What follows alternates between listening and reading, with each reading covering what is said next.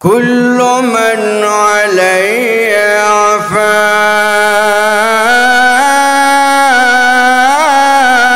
فان ويبقى وجه ربك ذو الجلال والإكرام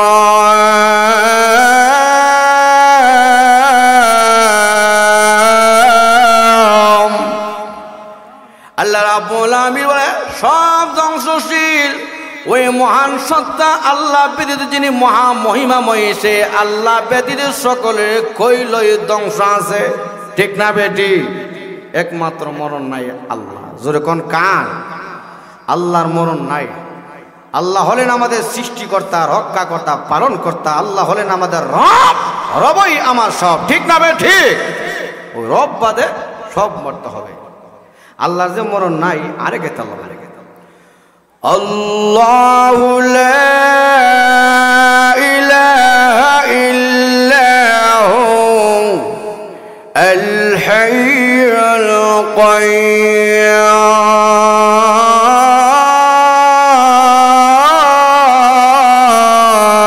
কাইয়্যুম আল্লাহ বলে আল্লাহ বাদ আর কোনো মাবুদ নাই আল্লাহ চিরঞ্জীব চিরস্থায়ী আল্লাহ ছিলেন আছেন থাকবেন তাহলে সবার মরণ আছে মরণ নাই কার আরো জোরে কোন কার আল্লাহ আল্লাহ রাব্বুল আমিন সব কিছু ধ্বংস করার পর আল্লাহ বলবে আজাইল আর কে কে বাকি আছে প্রভু জিবরাইল মিকাইল ইসরাফিল আমি আজরাইল আপনার আরোহণ বহনকারী ফেরেশতা আল্লাহ তারা বাকি আছে আল্লাহ বলবে আজরাইল রে তাদেরও প্রাণ বের করো তাদেরও তো মরণ আছে তাদের প্রাণ বের করা হবে আল্লাহ তারাও শেষ আর কে আছে আমি আজরাইল আর আপনি আল্লাহ আল্লাহ আপনার তো মরণ নাই আমার তো মরণ আছে আল্লাহ পারমিশন দেবে আজরাইল তোমার তো কইলই ধ্বংস আছি ও আজরাইল তুমি মৃত্যুবরণ করো আল্লাহ পারমিশন দেওয়ার সাথে রাতে নবীজি বলে আজরাইল বিকট ভয়ঙ্কর একটা চিৎকার দিবে মৃত্যুর যন্ত্রণা আর বলবে ও আল্লাহ মৃত্যুর যন্ত্রণা এত কষ্ট আমি যদি আগে জানতাম কখনো এই দায়িত্ব গ্রহণ করতাম না জোরে আল্লাহু আকবার মৃত্যু যে কি কষ্ট সামনে ইনশাআল্লাহ ধাপে ধাপে আলোচনা করব তারা আগে আসুন সবার মরণ আছে তো যে আজরাইল আপনার আমার প্রাণ বের করে উনিও বাঁচতে পারবে না এই জন্য আল্লাহর উপরে যা সম্মান মর্যাদা যেই নবীকে সৃষ্টি না করলে আল্লাহ কোনো কিছু সৃষ্টি করতেন না ওই নবীও দুনিয়াতে থাকতে পারেন নাই নবীজি যখন সাকরাত শুরু হয়ে গেল হুজরা শরীফের সামনে আজরাইল অনুমতি চাচ্ছে পারমিশন চাচ্ছে নবী গো অনুমতি আসেনি পারমিশন আসেনি সালাম দিচ্ছে আল্লাহর নবী ডাক দি ফাতেমা রে কে জানে সালাম দিচ্ছে দরজা খুলে দাও পারমিশন দাও ফাতেমা দরজা খুলে তাকায় দিয়ে কেউ নেই কারণ ফেরেশতা তো দেখা যায় না মহান আল্লাহ সব দৃশ্য দেখতেছি আল্লাহ বলে আজরাইল এই মুহূর্তে যদি ফাতেমা তোমাকে না দেখি ফাতেমা মনে মনে বলবে আব্বু মৃত্যুর যন্ত্রণা ছটফট করতেছে আবুল তাবুল বলতেছে না রে আজরাইল ফাতেমার সামনে প্রকাশিত হয়ে যাও দেখা দাও আল্লাহর পারমিশন পেয়ে আজরাইল সঙ্গে সঙ্গে প্রকাশিত হয়ে যায় ফাতেমা রাদিয়াল্লাহু তাআলা আনহা তাকায় দেখে আজরাইলের পা জমিনে মাথা হলো আসমানে বিশাল আকারের দৃশ্য থেকে ফাতেমা জমিনে তরতর করে কাঁপতেছে আল্লাহু আকবার কোন আব্বু কে লোকটা কি পরিচয় আমি জীবনে কোনোদিন এমন লোক দেখি নাই ও আব্বু লোকটা কি পরিচয় আল্লাহ নবী জবাব দেন মাগো এই লোকটা দুনিয়ার কোনো সাধারণ লোক নয় উনি হলেন মালাকুল মাউত আজরাইল ফাতেমার বোঝার বাকি নাই চোখের পানি ফেলে দিয়া কান্না কান্না বাপ আল্লাহ নবীর কলিজার টুকরা ফাতেমা নবীজি ফাতেমার কান্না দেখে ফাতেমার কানে কানে বলল, মা কান্না করিস না, আমার কানে কানে আয়। নবী চুপে চুপে কি যেন বলল, ফাতেমা মুস্কি হাসি দিচ্ছে। সুবহানাল্লাহ। আম্মা জানাজা ডাক দি, ফাতেমা রে। নবীজি কানে কানে চুপে চুপে কি বলল, মুস্কি হাসি দিচ্ছ। আম্মু আব্বু আমার কানে কানে বলেছে, ও ফাতেমা এই দুনিয়াতে কিছুদিনের জিন্দেগি, কান্না করিস না গো ফাতেমা। আমি নবী ইন্তিকালের পরে ইনশাআল্লাহ নবীর ফ্যামিলির মধ্যে সকলের আগে তুমি ফাতেমা পরজগতে আমি নবীর সঙ্গে তোমার দেখা হয়ে যাবে। এই জন্য 4 মাস অথবা 6 মাস পরে ফাতেমা নবীজির ইন্তিকালের পরে চলে যায়। আল্লাহ রাসূল বলছে, আল মাউতু তুহফাতুল লিল মুমিন, মত হলো মুমিনদের জন্য তোহফা, হাদিয়া। বন্ধু বন্ধুর বাড়িতে মিষ্টি আনলে বেজার না খুশি খুশি। এই জন্য আল্লাহ ওয়ালাদের কাছে যখন মরণের ডাক আসে আনন্দিত হয়। কেন আনন্দিত হয়? আসল বাড়ি দিবে, আসল বাড়িতে যাবে, এই জন্য মনের মধ্যে কল্পনা জল্পনা।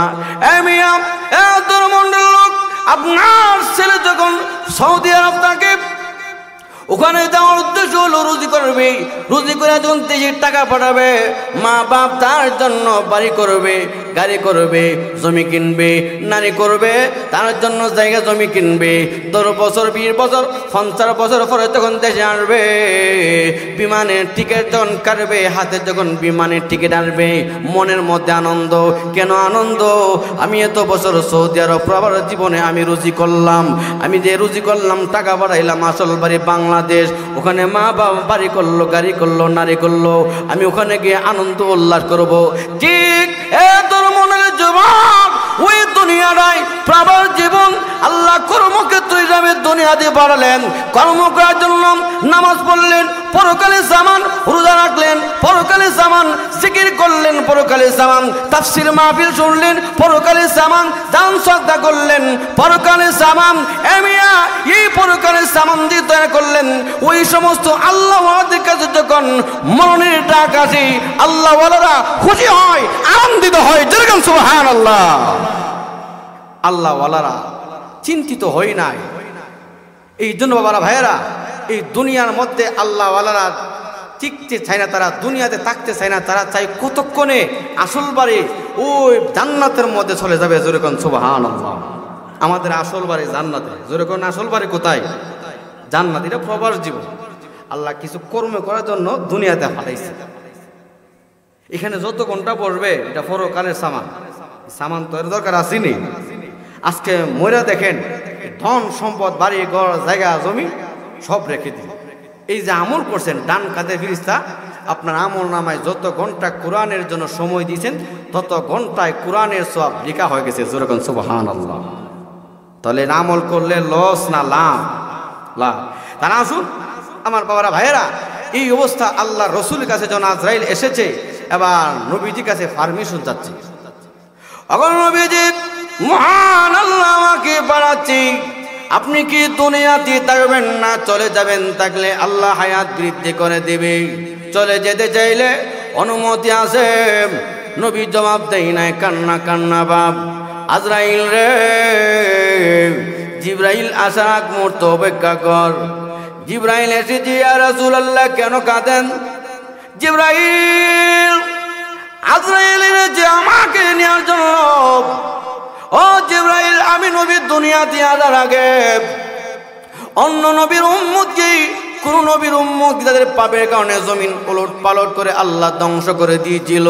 জিবরাইল রে, কোন নবীর উম্মতকে বন্যার পানি দিয়ে আল্লাহ ধ্বংস করে দিয়েছিল, কোন নবীর উম্মতকে পাথর বৃষ্টি দিয়ে আল্লাহ ধ্বংস করে দিয়েছিল। আমি নবী যদি চলে যাই, আমার উম্মতকে যদি আল্লাহ পাপের কারণে আল্লাহ ধ্বংস করে দিয়ে এরা নিশ্চিন্ন হয়ে যাবে। জানি না আমার উম্মতের না জানি কি অবস্থা হবে। হুজুর আপনি কান্না করবেন না, মহান আল্লাহ বলেছে আপনি নবী চলে গেলে, মহান আল্লাহ বলেছে আপনার উম্মতকে অন্য নবীর উম্মতের মতো আমার আল্লাহ চিরতরে ধ্বংস করবে না। তবে তারা যদি পাপ কাজে লিপ্ত হয়, নবী গো মাঝে মাঝে আযাব গজব দিয়ে আল্লাহ সতর্ক বার্তা দিবে। এই যে মাঝে মাঝে টর্নেডো আছে, ঘূর্ণিঝড় আছে, মাঝে মাঝে আল্লাহ এগুলো সতর্ক বার্তা দেয়। আল্লাহ মহামারী করোনা দেয়, এগুলো সতর্ক বার্তা দেয়। ঠিক না বেঠিক? কিন্তু আমরা তো মনে করি নামাজ না পড়লে কিতা হইছে, বলিনি কিতা হইছে। এই মেয়ে আমাদের পাপা ছাড়া দিয়ে তাকাইলে আমাদের জাহান্নাম ছাড়া উপায় ছিল না। কিন্তু যদি নবীজি দোয়া না করতেন, শুনতেন বাংলাদেশের পাপের কারণে আল্লাহ নিচে ডাবাই দিছে, ভারত ডাবাই দিছে, আমেরিকা নিচে ডাবাই দিছে, আল্লাহ কেন করে না? নবীজি দোয়া করে গেছে। কিন্তু আমরা মনে করি নামাজ না বললে কিতা হয়েছে, কি হয়েছে বুঝবেন মৃত্যুর পরে, যেমন কর্ম তেমন ফল, ঠিক না বেঠিক? আল্লাহ সুযোগ দেয়। এই যে করোনা মহামারী এসেছিল, এগুলো সংকেত দিচ্ছে। তবুও মুসলমান জাতিকে বেদিনের মতন আল্লাহ এমনভাবে ধ্বংস করে না। আমার এক মুসল্লি ছিল আমেরিকা, তাকে উনি বলে, হুজুর আমেরিকার লোকগুলো করোনা মহামারী এমন মারা মরছে, পুকুরের মধ্যে 20 মাছ মারলে যে ফসা মাছের যে টাল দেওয়া হয়, ওইভাবে আমেরিকার লোকগুলো টাল দেওয়া হয়েছিল। এমন মারা মরছে, এমনভাবে আল্লাহ ধ্বংস করেছে। কেন? তাদের তুলনায় মুসলমান জাতিকে আমার আল্লাহ এমনভাবে ধ্বংস করে নাই। এই মিয়া, 1500 বছর আগে আমার নবীর শিক্ষা, আল্লাহর শিক্ষা এখনো বর্তমান বিজ্ঞানী বলছিল কি করোনা মহামারী এসেছিল কবজি পর্যন্ত সাবান দা বেশি বেশি হাত দো, বলছেন নি? তারপর বলছিল মসজিদের মধ্যে দূরত্বটা 3 ফুট। কই ফুট? 3 ফুট। মসজিদের মধ্যে দূরত্ব 3 ফুট। আমলের দ্বারা আল্লাহর গজব আসে না, আল্লাহর রহমত আসে। আরে গুনার দ্বারা আল্লাহর গজব আসে। যেই জাতি বিপদের মুহূর্তে আল্লাহকে স্মরণ করবে, আমল করবে, এই জাতিকে আমার আল্লাহ ধ্বংস করবে না। মুসলমান জাতির মসজিদের মধ্যে ঢুকে ডান পা রেখে দোয়া করে আল্লাহুম্মা আফতাহলি আবওয়াব রাহমাতিক, এটার অর্থ তো সবাই জানি না। আরে ধর্মমন্ডলের লোক, এটার অর্থ হলো হে আল্লাহ আমার জন্য রহমতের দরজা খুলে দেন। ধর্মমন্ডলের লোক, রহমতের দরজা তো বাজারে নাই, গাড়িতে নাই, রাস্তায় নাই, হোটেলে নাই, রাস্তায় নাই। এই রহমত আছে মসজিদ। যেই জাতি মসজিদে যাবে এই জাতি রহমত প্রাপ্ত হবে। রহমত যেই জাতি পাবে এই জাতিকে আমার আল্লাহ কিয়ামত পর্যন্ত ধ্বংস করবে না, করবে না, ঠিক না বেঠিক? আমরা গজব চাই না রহমত চাই? জোরে কোন গজব না রহমত? রহমত পাইতে হলে আমল চাইরা না দইরা আমল করবেন, আমল ছাড়বেন না ইনশাআল্লাহ। আমি আমার মসজিদে বলছি কোনো সমস্যা নাই, আপনারা মসজিদে যত মুসল্লি আসবেন আমার কোনো বাধা নেই, মসজিদে আসেন। কারণ আজকে আমাদের বেশিরভাগ বিজ্ঞান, আমাদের বিজ্ঞানের প্রতি আমাদের বিশ্বাস স্থাপন চলে গেছে। আমাদের নবী ছিল বিজ্ঞানের বিজ্ঞান, ডাক্তারের ডাক্তার, ঠিক না বে ঠিক? আমার নবী কত বড় বিজ্ঞান ছিল। ছোট্ট করে একটা ঘটনা বইলা লাই। আমাদের হুজুরের ফ্যামিলি লন্ডন গেছিল, যাওয়ার পর ওখানে গিয়া হুজুরে হাসি দিছে। হাসি দেওয়ার পর হুজুর বলছে আলহামদুলিল্লাহ। হাসি আসলে মুসলমানে কি বলে? আলহামদুলিল্লাহ।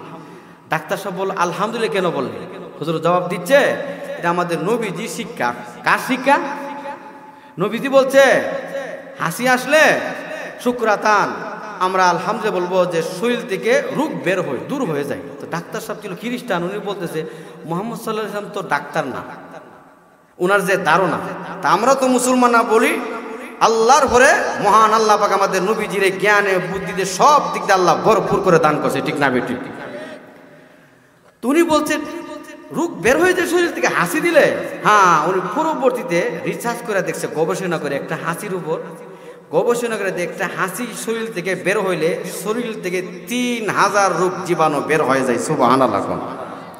2টা হাসি দিলে শরীর থেকে 6000 রোগ জীবাণু বের হয়ে যায়। জোরে বলেন সুবহানাল্লাহ। ওই ডাক্তার আমার নবীজি কত বড় বিজ্ঞান ছিল, আমার নবী কত বড় ডাক্তার ছিল। এই গবেষণা করে উনি একা নয়, ওনার অল ফ্যামিলি নিয়ে কালমা পরে মুসলমান হয়ে গেছে। জোরে বলেন সুবহানাল্লাহ।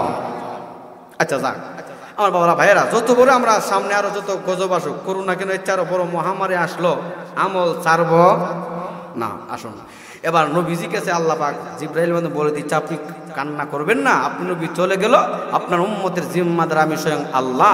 আপনি চলে গেল রওজা পাকে আমি আল্লাহ ফেরেশতার মাধ্যমে আপনার উম্মতের আমল আমি আল্লাহ পৌঁছাই দিব। যেরকম সুবহানাল্লাহ। আল্লাহ নবী রহমতের নবী, নবীজি পারমিশন দিচ্ছে আজরাইল, ঠিক আছে মহান আল্লাহ যখন জিম্মাদার হয়ে গেছে এবার তুমি তোমার জান কবজ করো। আজরাইল আলাইহিস সালাম নবীজির সিনা মুবারকের মধ্যে হাত রেখে দিচ্ছে। আল্লাহর নবী তরতর করে কাঁপতেছে। আজরাইল রে, মরণের যন্ত্রণায় এত কষ্ট। ও আজরাইল, না জানি আমার উম্মতের কি কষ্ট, এই মিয়া মৃত্যু যে কি কষ্ট, মহান আল্লাহ রাব্বুল আলামিন আরেক আয়াতে আল্লাহ বলছে وجاءت سكرة الموت بالحق ذلك ما كنت منه تحيد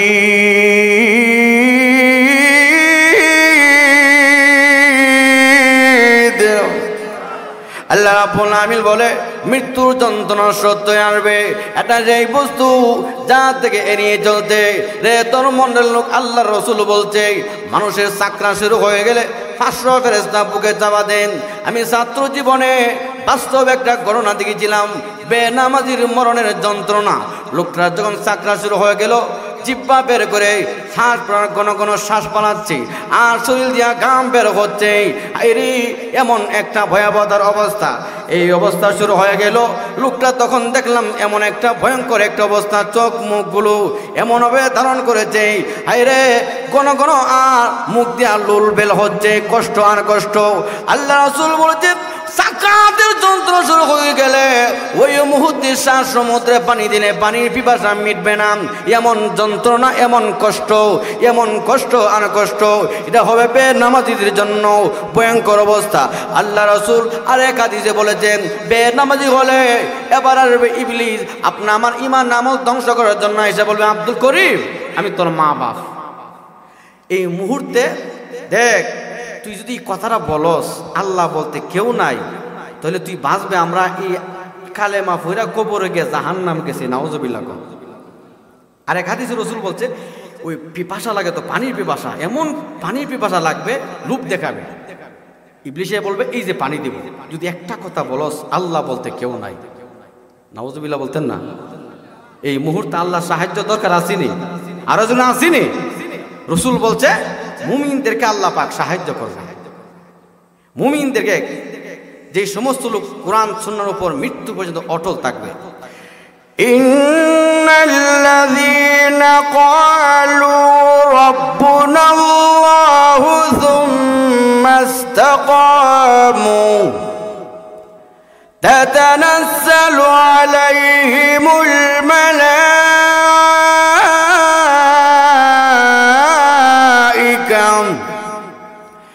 ألا تخافوا ولا تحزنوا وأبشروا بالجنة التي كنتم توعدون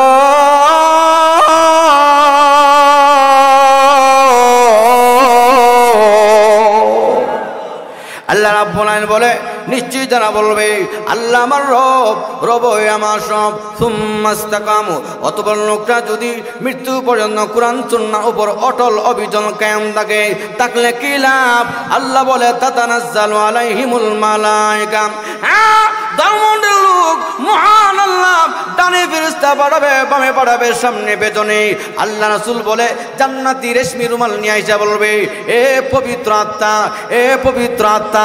আরেক আয়াতে আল্লাহ বলে ইয়া আইয়াতুহান নাফসুল মুতমাইন্না ইরজিই ইলা রাব্বিকি রাদিয়াতাম মারদিয়ান ফাদখুলি ফি ইবাদি ওয়াদখুলি জান্নাতি।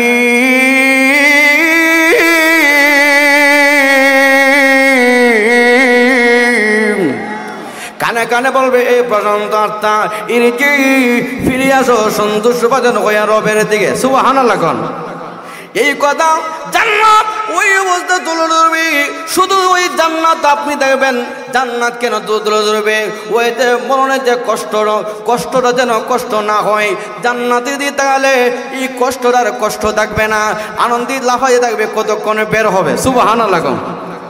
এটা একমাত্র ওই পবিত্র আত্মা যারা, যে সমস্ত আত্মা সর্বদাই নেক আমলের মধ্যে ব্যস্ত ছিল, গুনার কাছ থেকে তারা মুক্ত ছিল, ওই সমস্ত লোকদের জন্য ফেরেশতারা আহলান সাহলান আগতম স্বাগতম অভ্যর্থনা জানাবে। শুধু আপনি সেই জান্নাত দেখবেন, আর কেউ দেখবে। এই দিকটা তুমি মুমিন হইলে, কোরআন সুন্নাহর উপর অটল অবিচল থাকতে পারলে তোমার জন্য বলা হবে আল্লা তাখাফু ওয়া লা তাহজানু, তোমার ভয় নাই, চিন্তা নাই, কিছুর ভয় নাই, সাকরাতের ভয় নাই, কবরের ভয় নাই, হাসরের ভয় নাই। সুবহানাল্লাহ। এই সুসংবাদের দরকার আসেনি? আল্লাহু আকবার। রাসূল আরেক হাদিসে বলছে, সাকরাতের কষ্ট হইলে ওই সাকরাত ব্যক্তির পাশে বসে ইয়াসিন সূরা তেলাওয়াত করলে আল্লাহ মৃত্যুর যন্ত্রণা আল্লাহ আসান করবে। জোরে কোন সুবহানাল্লাহ। এই জন্য আমরা যারা কোরআন তেলাওয়াত পারি, ওই সাকরাত ব্যক্তির পাশে বসে আমরা ইয়াসিন সূরা তেলাওয়াত করব তো ইনশাআল্লাহ। আমার বাবারা ভাইয়েরা, এই অবস্থা রাসূল বলছে 3 ব্যক্তির কাছে রহমতে ফেরেশতা আসবে না। কাদের কাছে? 1 নম্বর হলো যাদের ঘরের মধ্যে জীব জন্তুর ছবি থাকে, এই ঘরের মধ্যে রহমতে ফেরেশতা আসবে না। 2 নম্বর রাসূল বলছে যেই বাড়ির মধ্যে নিষ্কর্মা কুকুর থাকে। সাহাবীরা জিজ্ঞাসা করল, হুজুর নিষ্কর্মা কুকুর কোনটা? যেই কুকুর শিকারিতে কাজে আসে না, এটা নিষ্কর্মা কুকুর, ওই কুকুর বাড়িতে থাকলে রহমতে ফেরেশতা আসবে না।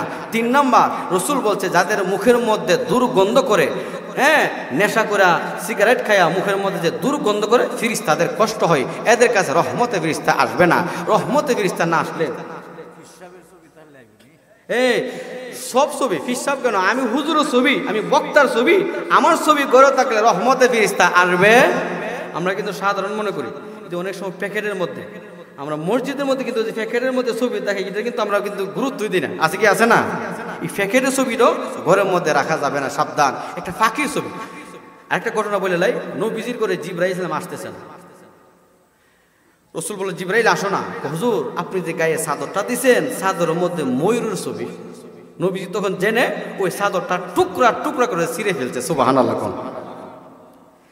এই জন্য অনেক যুবকরা কিন্তু মাসলা জানে না, গেঞ্জির মধ্যে ছবি থাকে, এই ছবি নিয়ে আবার নামাজ পড়ে।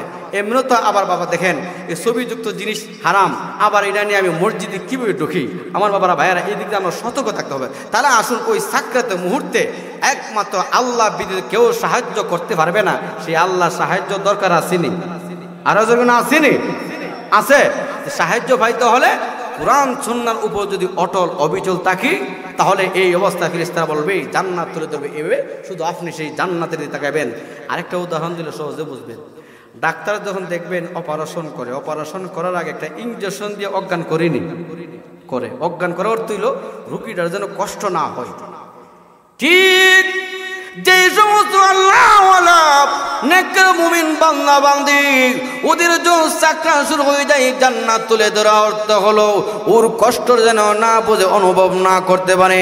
এই জন্য আমার বাবারা ভাইয়েরা মা বোনেরাম, আল্লাহ রাসূল বলেছে মুমিনদের জন্য হালান সালান অভ্যর্থনা দেওয়ার হুডা ফেরেশতারা 7ম আসমানের উপরে ইল্লির মধ্যে আপনার আমার নামটা লিখে দেবে। ওখানে আপনার আব্বা আম্মা যারা মারা গেছে তাদের সঙ্গে দেখা হইব। সুবহানাল্লাহ। আপনি গিয়ে বলবেন উমুক তো মারা গেছে, উমুক কোথায়?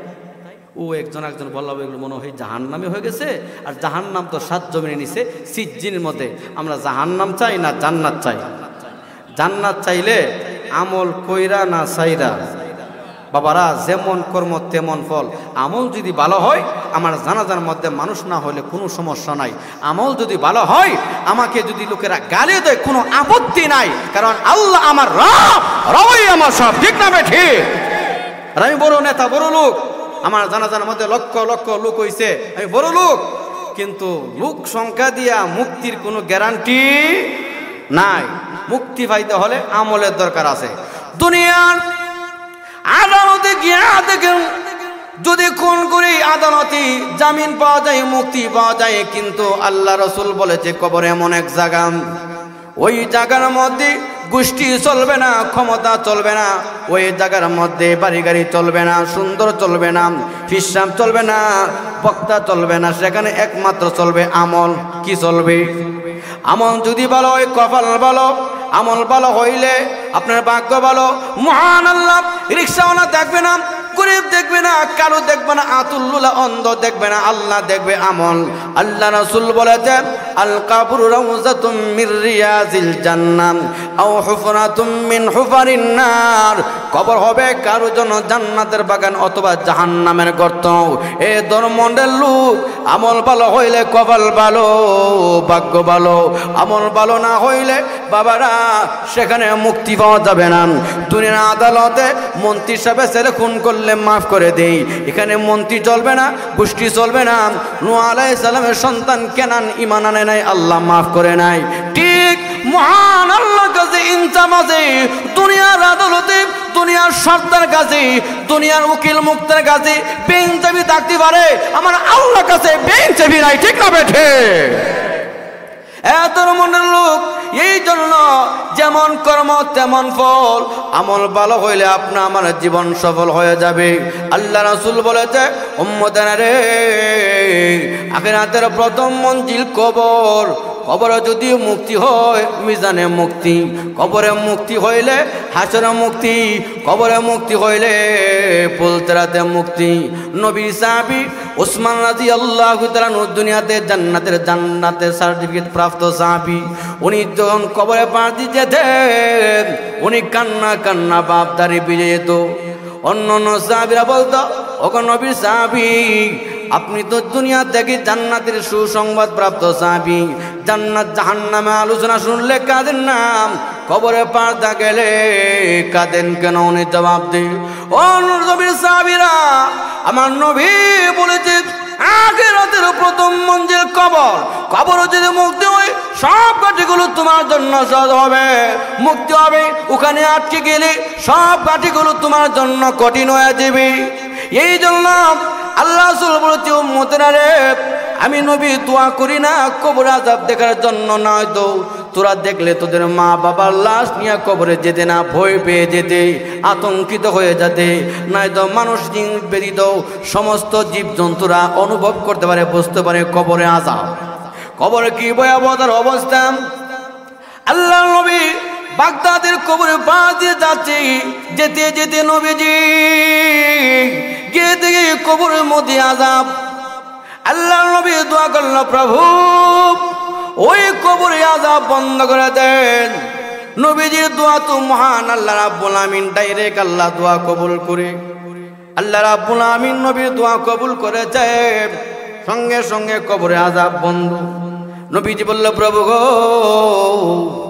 আল্লাহ, আমি কবরবাসীর কয়েকটা প্রশ্ন করতে, তাকে জীবিত করে দেন। লোকটা জীবিত হয়ে যায়। লাব্বাইক ইয়া রাসূলুল্লাহ ইয়া হাবিবাল্লাহ, ওগো আল্লাহর নবী কেন আমাকে ডাকলেন, কেন আমাকে ডাকলেন? আল্লাহর নবী ডাক দি, যুবক কোন বদ আমলের কারণে তোর কবরে আযাব? হুজুর দুনিয়ার মধ্যে যৌবনকাল আমি নামাজ পড়ি নাই, আমি আমল করি নাই, মনে মনে টার্গেট করেছিলাম বিয়ে করব, ওগো নবীজি, তারপর আমি সংসারী হয়ে আমি বৃদ্ধকালে নামাজ পড়বো, আমল করব।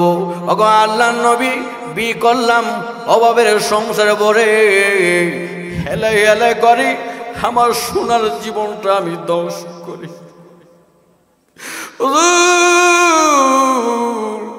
এই অবস্থা আমার দাঁড়ি ফাঁকা ধরে গেল।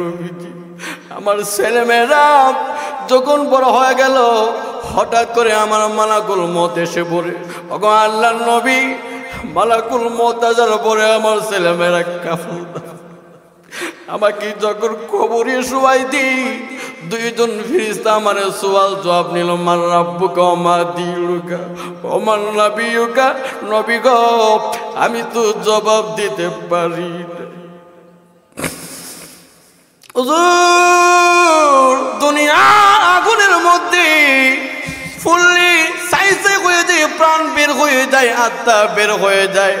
আমার দি প্রাণ বের হয় না, আমার আত্মা বের হয় না, আমার মরণ হয় না। ওগো আল্লাহর নবী, আমি আপনার কাছে বিনয় অনুরোধ, আপনি আমার জন্য আল্লাহর কাছে দোয়া করুন।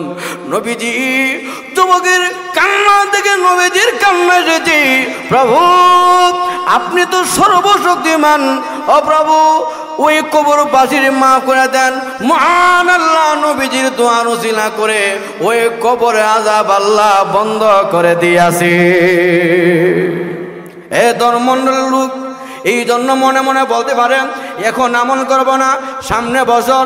না না, মহান আল্লাহ রাব্বুল আমিন আরেক আয়াতে আল্লাহ বলেন, ইয়া আইয়ুহাল্লাযীনা আমানুত্তাকুল্লাহা ওয়াল তানজুর নাফসুম মা কদ্দামাত লিগাদিন ওয়াত্তাকুল্লাহ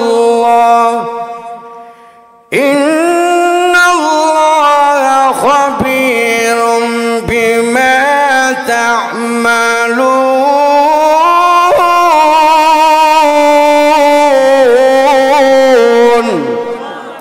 আল্লাহ রাব্বুল আমিন বলে, হে ঈমানদারগণ, আল্লাহকে ভয় করো। প্রত্যেক ব্যক্তির উচিত এই চিন্তা করাম আগামীকালের জন্য কি সামান বানাইছো। আল্লাহ আগামীকাল না কি বোঝাচ্ছি, আসল বাড়ি আসল করে জান্নাতের জন্য আমি কি নামাজ পড়লাম, আমি কি রোজা রাখলাম, আমি কি হজ করলাম, আমি কি দান সাদকা করলাম। এত মনের লোক দুনিয়ার কিছুদিনের জিন্দেগির জন্য ব্যবসা করেন, ছেলে বিদেশ পাঠান, আপনি আমি জায়গা জমির মধ্যে ফসলাদি করি, কিছুদিনের জিন্দেগির জন্য কেমনি সুখী সাখী জীবন যাপন করব। ওই অনন্তকালের জিন্দেগির জন্য কি নামাজ পড়লাম, কি আমল করলাম, এই চিন্তা করার দরকার আসেনি। আজকে আমরা এই গাফিল হয়ে গেছি, পরকালের কথা চিন্তা নাই, যার কারণে আজকে আমরা মানুষত্ব আমরা হারিয়ে ফেলছি। মানুষ বলতে আমাদের মধ্যে যে সমস্ত মহান আল্লাহ রাব্বুল আমিন দুনিয়াতে পাঠিয়েছে কিছু কর্ম করার জন্য, পরকালে সামান তৈরি করার জন্য, এই সামানের জন্য আজকে আমরা এত চিন্তা ফিকির করি না। কেন করি না? আমরা মনে মনে ভাবতেছি নিজের বাড়িঘর, নিজের দালান কুটা জায়গা জমি দেখা আমরা পরকালের কথা ভুলে গেছি। মানুষ এই দুনিয়ার মধ্যে এই জায়গা জমি ধন সম্পদ ক্ষমতা বাড়িঘর কোনো কিছু যাবে। এক এলাকা অনেক বড় লোক ওনার ইন্তিকালের পর ছেলেরা পাগল হয়ে গেছে, বলতেছে জানাজার নামাজ পড়ে শহরের বাড়িটা আগে কে নিবে, এটা সিদ্ধান্ত হইল। নাউজুবিল্লাহ বলতেন না। চিন্তা করেন কেমন নিষ্ঠুর পাশা। আরে আপনি আমরা মাথার গাম পায়ে ফেলি দেওয়া জায়গা জমি দিয়ে গেলাম, এদের দায়িত্ব ছিল। আমার মা বাপ যেহেতু ধন সম্পদ দিয়া গেছে, আব্বা আমার জন্য মাদ্রাসা মসজিদ সদকে জারিয়া। এই সদকে জারিয়া এমন একটা সওয়াব, রসুল বলছে মৃত্যুর পর আমল করার সুযোগ নাই। এখন যদি গিয়া বলেন কবর আল্লাহ কোরআন খতম তসবিহ খতম যত খতম আছে সব আদায় করবো, কবরে গেলে এই সুযোগ আছে? আমল করার জায়গা দুনিয়া, আমল করার জায়গা দুনিয়া। এই দুনিয়াতে যাই করবেন এটির সাথে যাও, এই আমলটা রাখতে পারবে না। ধন সম্পদ রেখে দিবে, টাকা পয়সা বাড়িঘর সব রেখে দিবে, আমলটা তারা রাখতে পারবে না। যাক, এই যে সদকে জারিয়া রসুল বলছে তিনটি সোয়াব মৃত্যুর পরও জারি থাকে। এই সোয়াবগুলো এক নম্বর হলো সদকে জারিয়া। যতদিন এই আপনাদের ধর্মমণ্ডল মাদ্রাসা আছে ততদিন এই ধর্মমণ্ডল কবরবাসী কবরের মধ্যে সোয়াব যেতেই থাকবে, যেতেই থাকবে। জোরকান সুবহানাল্লাহ। যতদিন আপনি মসজিদে দান করবেন, যতদিন এই ধর্মমণ্ডল মসজিদ থাকবে, ততদিন আপনি আমি এই কবর থেকে থেকে সোয়াব পেতে থাকবো। এর চেয়ে বড় সোয়াব সদকে জারিয়া আর হতে পারে না। ওই মাওলানা সাহেব যিনি নিজে কোরআন হাদিস শিখে অপরকে শিক্ষা দেয়, যিনি কিতাব লিখে গেছে, ওনার কিতাবের দ্বারা বহুত লোক উপকৃত হয়েছে, উনি সদকে জারিয়া সোয়াব। ওই সদকে জারিয়া সোয়াব যে সুসন্তান এ রেখে গেলেন, এই সুসন্তান আপনি আমার জন্য কোরআন খতম আদায় করে, আপনি আমার জন্য তসবিহ তাহলিল আদায় করে, আপনি আমার জন্য দান সদকা করে, এটা হলো সদকে জারিয়া। এই সুসন্তান যে রেখে গেছেন এটাও সদকে জারিয়া। এই সুসন্তান আপনি আমার জন্য সোয়াব পাঠাক, আমরা চাই কি চাই না? এই জন্য মা বাবার দায়িত্ব হইল ছেলে মেয়ে জন্ম দিয়া বসে থাকা না, দোয়া করা, প্রভু আমার ছেলে মেয়েকে আল্লাহ নেককার বানান, আল্লাহ মুত্তাকিন পরহেজগার বানান। এই দোয়া করতে হবে। এই মিয়া নবীরা পর্যন্ত দোয়া করছে, রব্বি হাবলি মিনাস সালিহিন।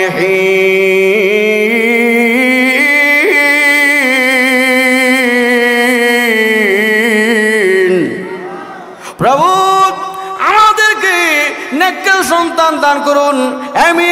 বদকার সন্তান যদি আমি আলেমের হই, এই সন্তান যদি নামাজ না পড়ে, সন্তান যদি বদকার হয়, তাহলে আমার কবরে সওয়াব যাবে না। আপনি সাধারণ লোক হয়ে যদি সন্তান কোরআনওয়ালা বানান, আলেম বানান, আল্লাহওয়ালা বানান, যতদিন এই সন্তান থাকবে, নেককার সন্তান থাকবে, ততদিন আপনার আমার কবরে সওয়াব যেতেই থাকবে। যেরকম ঠিক না বেটে?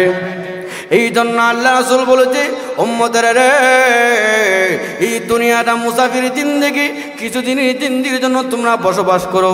কুন ফিদ দুনিয়া কান্নাকা গরিবুন আও আবিরু সাবিল। আল্লাহ রাসূল বলেছে, এই দুনিয়ার মধ্যে মুসাফির নেই, বসবাস করো, অথবা ফকির নেই। কারণ তুমি দুনিয়ার সঙ্গে যদি এমন সম্পর্ক স্থাপন করো, পরকালকে ভুলে যাও, আসল বাড়ি আসল ঘর জান্নাতের কথা ভুলে যাও, সাবধান, তোমার জীবন ধ্বংস হয়ে যাবে।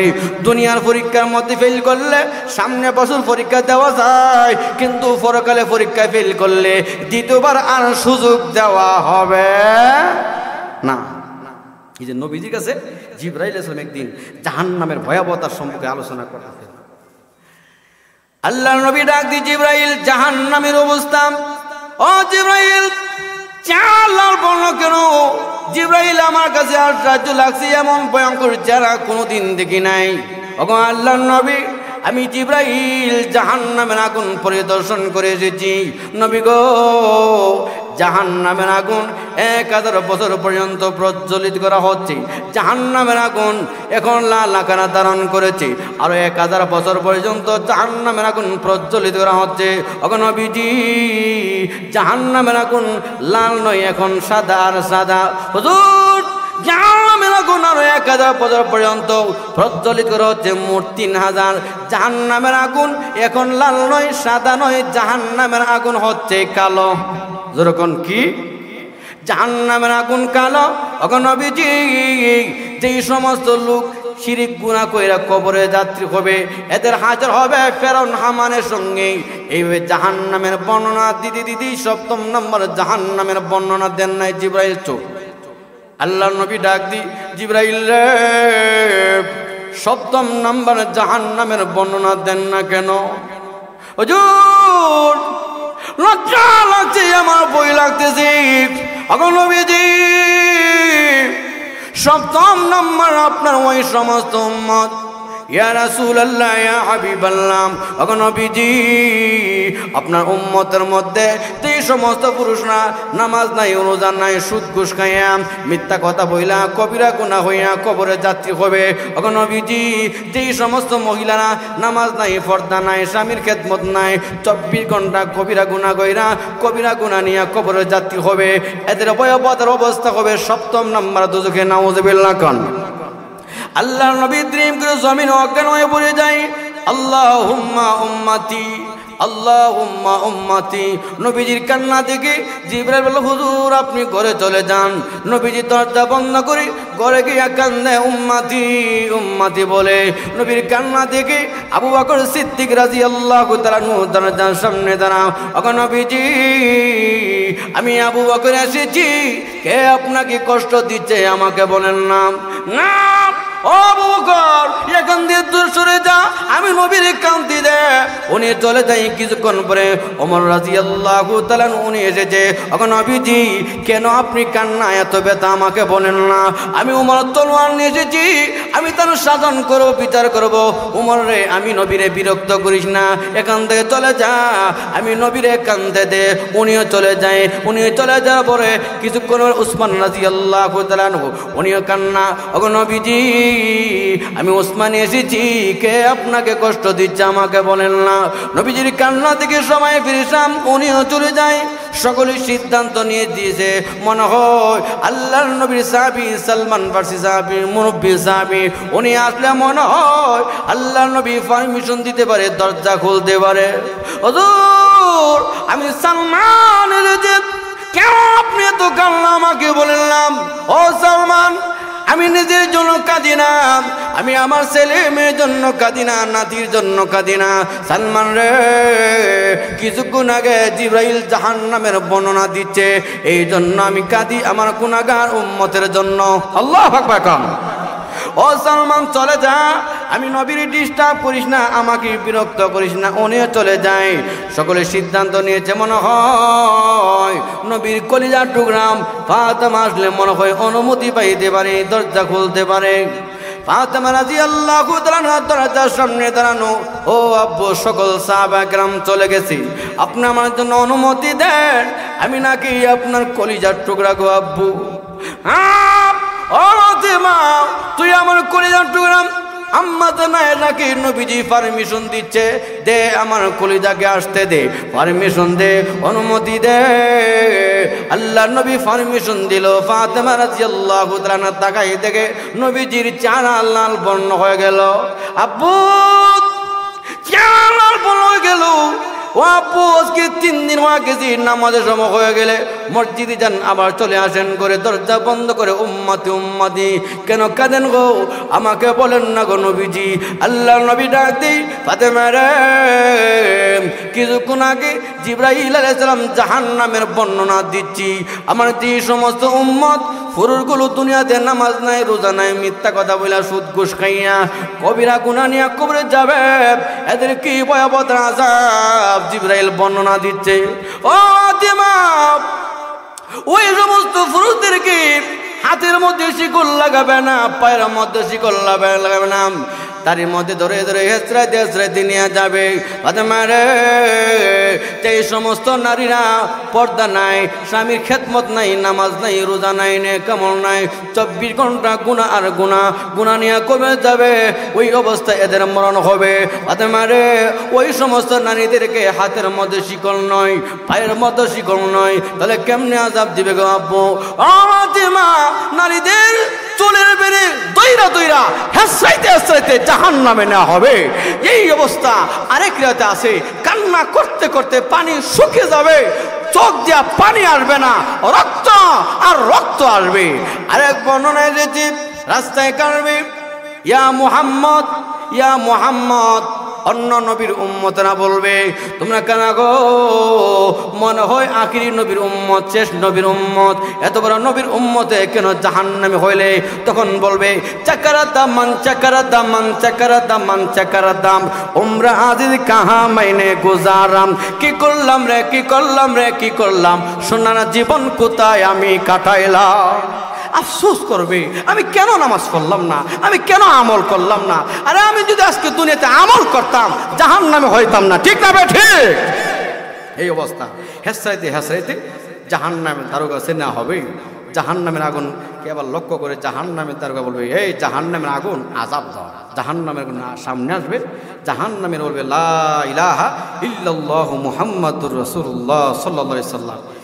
এই কথা যখন বলবে, জাহান্নামের পেছনে চলে যাবে। পেছনে চলে যাওয়ার পর জাহান্নামের দারোগা আবার বলবে, জাহান্নামের আগুন আযাব দাও। দ্বিতীয়বার আসবে, দ্বিতীয়বার বলবে, লা ইলাহা ইল্লাল্লাহু মুহাম্মাদুর রাসূলুল্লাহ।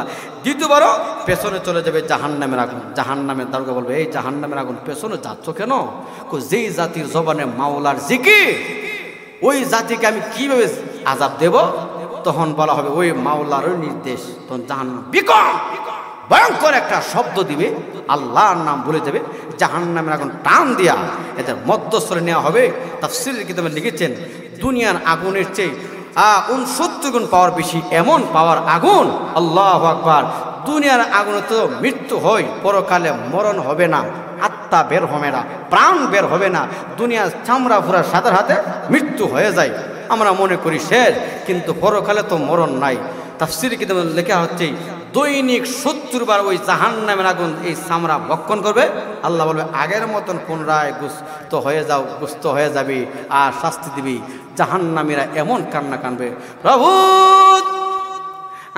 সহ্য করতে পারি না, প্রভু আর বরদাস্ত করতে পারি নাই, জাহান্নামের আগুন আর বরদাস্ত করতে পারি নাই। প্রভু গো, মরণ হয়ে গেলে আমরা বেঁচে যেতাম, মরণ তো হই না, আত্মা বের হই না, প্রাণ বের হই না।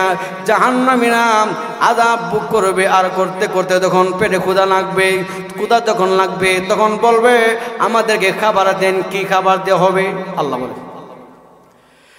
লাকিলুনা মিন শাজারিম মিন যাক্কুম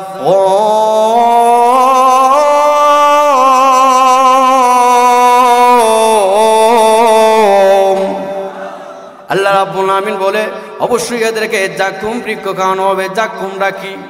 আরেকে আল্লাহ বলে ইন্না শাজারাতান তাখরুজু ফি আসলিল জাহিম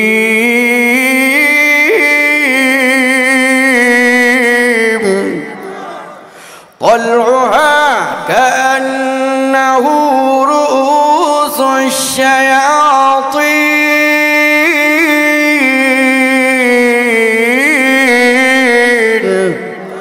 আল্লাহ আপনি বলেন নিশ্চয়ই জাকুম বৃক্ষের এমন একটা গাছ গভীরদের তল থেকে উৎপন্ন হবে। এটা হবে শয়তানে ফোনান্নি কারাযুক্ত বিজাক্ত তাফসিরে নুরুল কোরআনে তারা ভিক্ষা লিখেছে। এটা এমন তিতারা তিতা, দুনিয়ার তিতার চেয়ে 70 গুণ বড় তিতা বেশি। এটা এমন দুর্গন্ধ, দুনিয়ার দুর্গন্ধের চেয়ে 70 গুণ বড় দুর্গন্ধ বেশি। এটা এমন গরম, দুনিয়ার গরমের চেয়ে 70 গুণ বড় গরম বেশি। জাহান্নামীরা যখন খাবে আল্লাহ রাব্বুল আলামিন বলেন ফামালিউনা মিনহাল বুতুন, পেট বড় করবে। এত মনের লোক জাহান্নামীরা ওই বৃক্ষ খাওয়ার সাথে রাতে এটা তো কাটা যুক্ত বিরক্ত, হায়রে এটা নিচের দিকে যাবে না, উপরের দিকে আসবে না, গলার মধ্যে আটকে যাবে। জাহান্নামীরা চিৎকার দিবে আর বলবে ও জাহান্নামী দারোগা, কি খাবার দিলে আমাদের গলার মধ্যে আমরা সইতে পারি না। ও জাহান্নামী দারোগা, মনে হয়ে যাবে মাছের কাঁটা লাগলে পানি পান করতাম, আমাদেরকে পানি দেন। কি পানি দেওয়া হবে? আল্লাহ বলে ফাশারিবুনা আলাইহি মিনাল হামিম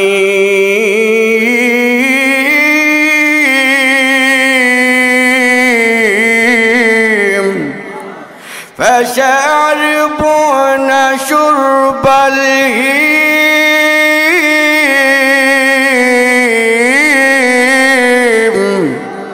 জাহান্নামীরা যখন পানি যাবে আল্লাহ বলে কি পানি দেওয়া হবে? ফুটন্ত পানি, এমন পানি, গরম পানি, পানির ভালো না ঠান্ডা তা দেখবেন। আল্লাহ বলে বিভাজিত উটের মতন পানিগুলো বক্ষণ করবে, আরে খাইবে, ঠান্ডা না গরম তাও দেখবে না।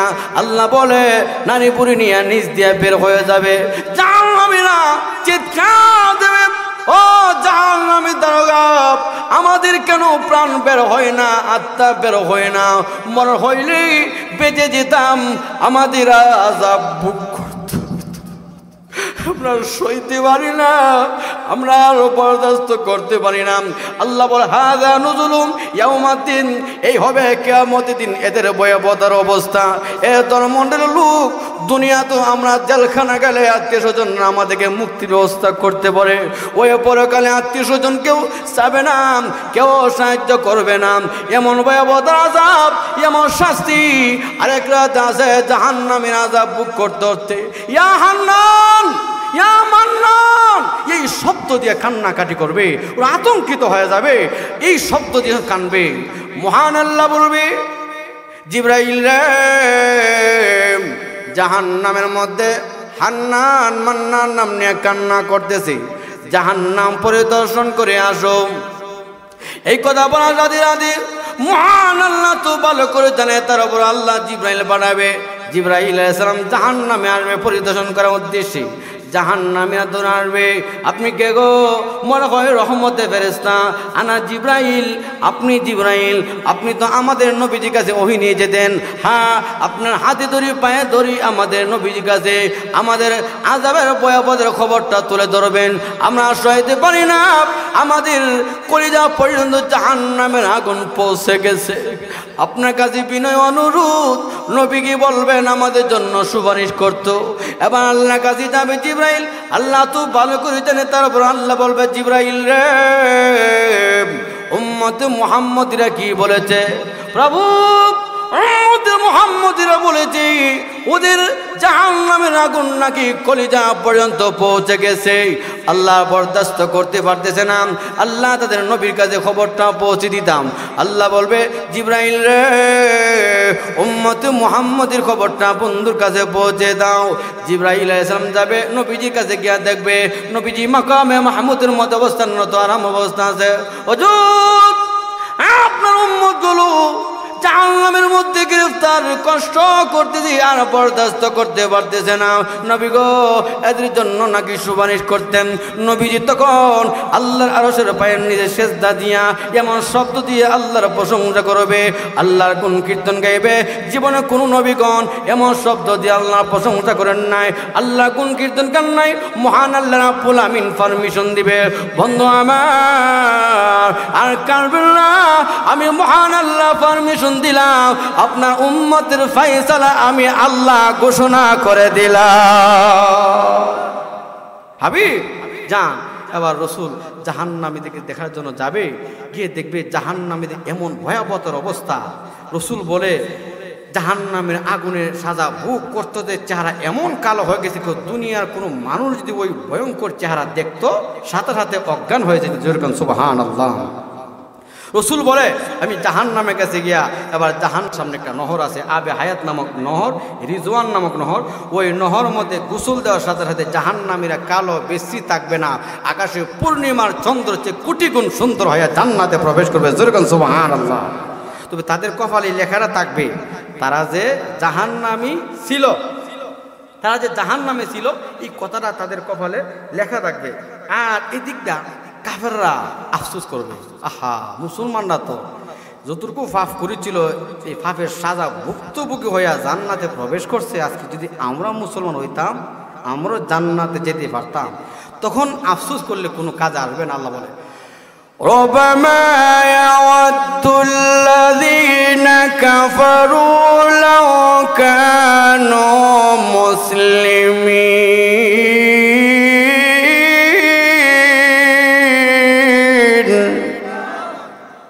তখন আফসোস করবে এ ধর্মের লোক, তখন সময় হারায়া আফসোস করলে কোনো কাজ আসবে না। আফসোস করার জায়গা পরকাল নয়, কবর নয়, হাসর নয়। দুনিয়ার জগতে যদি আফসোস করতে পারি, আরে কাঁদতে পারি, চোখের পানি ফেলে দিয়ে কাঁদতে পারি, এই ধর্মের লোক এই গুনার কথা স্মরণ করে এক ফোঁটা চোখের পানি ফালাইতে পারে। রসুল বলেন জাহান্নামের কথা স্মরণ করে চোখের পানি ফালাইতে পারলে ওই লোকের জন্য জাহান্নামের আগুন হারাম করে দেওয়া হবে। যেরকম সুবহানাল্লাহ। বাবারা ভাইয়েরা, সেই চোখের পানির দাম অনেক অনেক মহান আল্লাহর কাছে। শুধু আমরা বিনয় হয়ে যদি কাঁদতে পারি, এই চোখের পানির উসিলা করে আমার আল্লাহ কবিরা সগীরা শিরিক বেদাত জানা অজানা সমস্ত গুনাহ খাতা মাফ করবে। যদি আমরা বিনয় হই, আমরা আল্লাহর কাছে নত হই, শর্মিন্দা হই, লজ্জিত হই, আমার আল্লাহ অবশ্যই মাফ করবে। ঠিক না বে ঠিক? কিন্তু বাবারা ভাইয়েরা, তারপর নামাজ নাই, রোজা নাই, নেক আমল না করে আবার যদি বলি নামাজ না পড়লে ইমানটাও ঠিক আছে, দেখেন আল্লাহ ওয়ালা বড় বড় বুজুর্গরা সারা রাত আমল করে তারপর নিজের গুনাহগার বলে। জোরে কোন ঠিক না ঠিক? আমার বাবারা ভাইয়েরা, কাজে এই জন্য এই পরকালের সামান আমরা যদি তৈরি করার জন্য আমরা আজকে প্রতিজ্ঞা করি, চেষ্টা করি, তো অবশ্যই ইনশাল্লাহ আমরা আমল করতে পারবো। আর যদি কেউ বলেন না আমি ফিস সাহেবের করে ফিস সাহেব, আলেমের করে আলেম, বাবারা ভাইয়েরা, সেখানে আরো দুহাই দিয়ে মুক্তি পাওয়া যাবে না। নবীজির মুহাব্বতের স্ত্রী আম্মা জান খাদিজাতুল কুবরা, দেখেন রসুলকে প্রথম ইসলামের জন্য এত ওনার সমস্ত সম্পদ আল্লাহ রাস্তায় বিলীন করে দিয়েছিল, জীবনে কোনোদিন আমার নবীজির খুঁটা দেন নাই। সুবহানাল্লাহ। ওই আম্মা জান খাদিজাতুল কুবরা ওনার কবরে কথা স্মরণ করে কান্না শুরু করে দিয়েছি। ফাতেমা রাদিয়াল্লাহু তাআলা নবীজির কাছে দৌড়ে যাচ্ছি, আব্বু আম্মু জি কান্না করতেছে, আপনি জান্নাম। আল্লাহ নবী যাচ্ছে, এ খাদিজা কেন তুমি কান্নাকাটি করো, আমাকে বলো না কিসের দুঃখ কিসের ব্যথা। নবী গো আপনি কবরের আলোচনা করেছেন, কবর নাকি চাপ দিবে। হুজুর সেখানে কোনো নবী রাসূলের বংশ দেখবে না, ফিসরাবের ছেলে দেখবে না, ওখন নবীজি কবর নাকি চাপ দিবে। ওখন আল্লাহর নবী আমি আপনার কাছে বিনয় অনুরোধ, আমার ইন্তিকালের আগে দুইটা ওসিয়ত করে যাই, আপনার পরনের জামা দিয়া আমাকে কাফন দাফন করবেন, আমার সঙ্গে দিয়ে দিবেন, আমার ইচ্ছা আমার ভালোবাসা। ওখন নবীজি আমার মুহাব্বতের স্বামী আপনার কাছে বিনয় অনুরোধ করে যাচ্ছি, আমি তো কবর আযাব সহ্য করতে পারবো না। নবী গো 2 নম্বর ওসিয়ত, আমার কবর দিয়া কবরের পাশে দাঁড়িয়ে থাকবেন, কবর সওয়াল জবাব সঠিক জবাব না দেওয়া পর্যন্ত কবর পাশ থেকে আসবেন না। আল্লাহ নবী মেনে নিল। আম্মা জান খাদিজাতুল কুবরা রাদিয়াল্লাহু তাআলা ইন্তিকালের পর নবীজি ওসিয়ত অনুযায়ী নবীজির পরনে একটা জুব্বা দিয়ে দেই। 2 নাম্বার ওসিয়ত, আল্লাহর নবী কবরের পাশে দাঁড়িয়ে আছে। এই মুহূর্তে মহান আল্লাহ বন্ধুর সব দৃশ্য দেখতেছি। আল্লাহ জিবরাইল বলল, জিবরাইল আমার বন্ধুর কাছে যা, বন্ধুর চেহারাটা মলিন কেন? জিবরাইল এসেছে, ইয়া রাসূলুল্লাহ কেন কান্না কান্না ভাব আমাকে বলেন না। জিবরাইল রে, আমার মোহাব্বতের স্ত্রী খাদিজাতুল কুবরা চির বিদায় হয়ে গেছে, না জানি কবর কি ভয়ঙ্কর অবস্থা। এখন নবীজি মহান আল্লাহ বলেছে, খাদিজাতুল কুবরার সওয়াল জবাবের উত্তর আমার আল্লাহ সহজ করে দিয়েছে।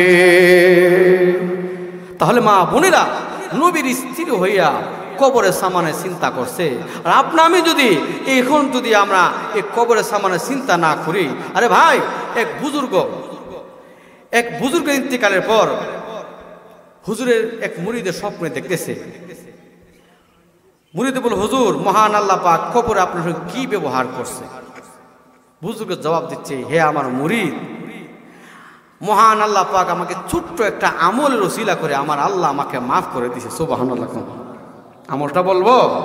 হুজুর বলতেছে, আমি যখন সর্বদা এই আমল করতাম, যখন বাড়ি থেকে মসজিদে যেতাম তখন বলতাম সুবহানাল্লাহ ওয়ালহামদুলিল্লাহ ওয়ালা ইলাহা ইল্লাল্লাহু আল্লাহু আকবার।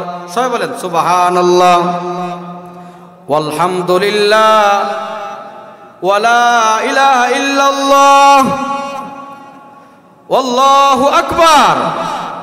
এত মনের লোক আল্লাহর ওলি বলে ওই আমলের উসিলা করে মহান আল্লাহ আমাকে কবর আযাব থেকে আল্লাহ মুক্তি দিয়েছে। ধর্মের লোক এই জন্য শাস্ত্রে বসে রয়েছেন সুবহানাল্লাহ আলহামদুলিল্লাহ ওয়ালা ইলাহা ইল্লাল্লাহু আল্লাহু আকবার। আমার মা বোনেরা রান্না বান্না করতেছেন সুবহানাল্লাহ আলহামদুলিল্লাহ ওয়ালা ইলাহা ইল্লাল্লাহু আল্লাহু আকবার। আমলটা আপনি অযথা ব্যয় করবেন না, অযথা সময়টা কাটাইবেন না।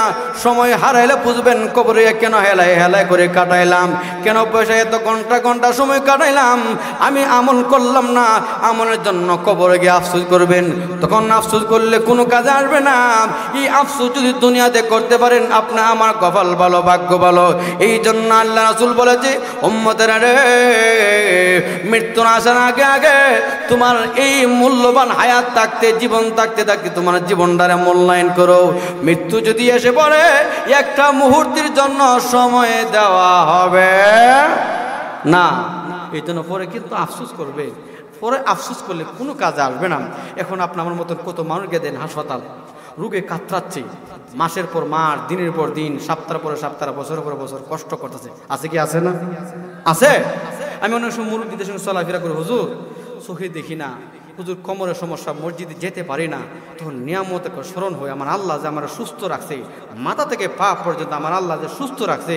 আমি রুকু করলে আমার কোমরে ব্যথা নাই, সেজদা করলে কোমরে ব্যথা নাই, আমি হাঁটতে হাঁটতে 2 মাইল 3 মাইল যেতে পারবো। আল্লাহ আমার সুস্থ রাখছে, আমি শুকরিয়া আদায় করি। ধর্মের লোক, আরে বিপদ আসলে বুঝবেন যে ওই সুস্থতার কি মূল্য। বিপদ আসলে বুঝবেন মহান আল্লাহ পাক যে সেই নিয়ামত দিয়েছিল, এই নিয়ামত হারিয়ে দেবেন। হারিয়ে যাওয়ার পর আফসোস করলে কোনো কাজে আসবে? এই কিছুদিন এক যুবক মোটরসাইকেল অ্যাক্সিডেন্ট করে এই হাঁটুটা একবারে জোড়া আলাদা হয়ে গেছে। আচ্ছা, জোড়াটা যদি একবারে আলাদা হয়ে যায়, দুনিয়ার কোনো ডাক্তার এরকম আর আছে একবারে অরিজিনাল জোড়া লাগাইতো? এখন কান্দে, হুজুর কোটি টাকা দেওয়া হলে যদি অরিজিনাল পা পাইতাম। হুজুর যে কষ্ট করেছি, এখন আমি যে অরিজিনাল পা ছিল, কি নিয়ামতি ছিলাম, এখন আফসোস করতেছি। আমার ধর্মন বাবারা, ভাইয়েরা, মা বোনেরা, এই জন্য নিয়ামত এটা মনে করবেন। আমরা তো মনে করি ধন সম্পদ, গাড়ি বাড়ির মালিক হলে বুঝি সুখী। দেখেন, সবচেয়ে সুখ হলো আমার আল্লাহ যে আমার সুস্থ রাখছে, ঠিক না বে? ঠিক। খিজির আলাইহিস সালাম হুজুর দোয়া করলে দোয়া কবুল হইতো। তো হুজুর কাছে এক যুবক গেছে, হুজুর আপনি তো দোয়া করলে আল্লাহ পাক দোয়া কবুল করে, আপনি এক কাজ করুন, আমার জন্য দোয়া করুন, আল্লাহ পাক যেন আমার বড় লোক বানাই দেয়। তা আমরা তো মনে করি টাকাওয়ালা হইলে, গাড়িওয়ালা হইলে, ক্ষমতার মালিক হইলে সুখী। হ্যাঁ, তা আসলে এই ধন সম্পদের মধ্যে সুখ নাই। তো হুজুর বলল, আচ্ছা এই শহরের ঢুকো, কার মতন সুখী হইতে চাও? এবার হুজুর এসে বলছে, না রে তাকবীর। আবার ভাইয়ের লম্বা আলোচনা। আমি যে আপনাদের সামনে মৃত্যু যন্ত্রণা, কবর আলোচনা করতেছিলাম, মানুষ সবাই মননশীল, সবাই কবরে যেতে হবে। মৃত্যুর আসার আগে আগে আমরা যেন আল্লাহর হুকুম নবীর তরিকা মতে আমরা কবরের সামান তৈরি করে আমরা ঈমান আমল নিয়ে কবরে যেতে পারি। আল্লাহ পাক আমাকে এবং আপনাদেরকে সেই তৌফিক দান করুন। সবাই কোন আমিন।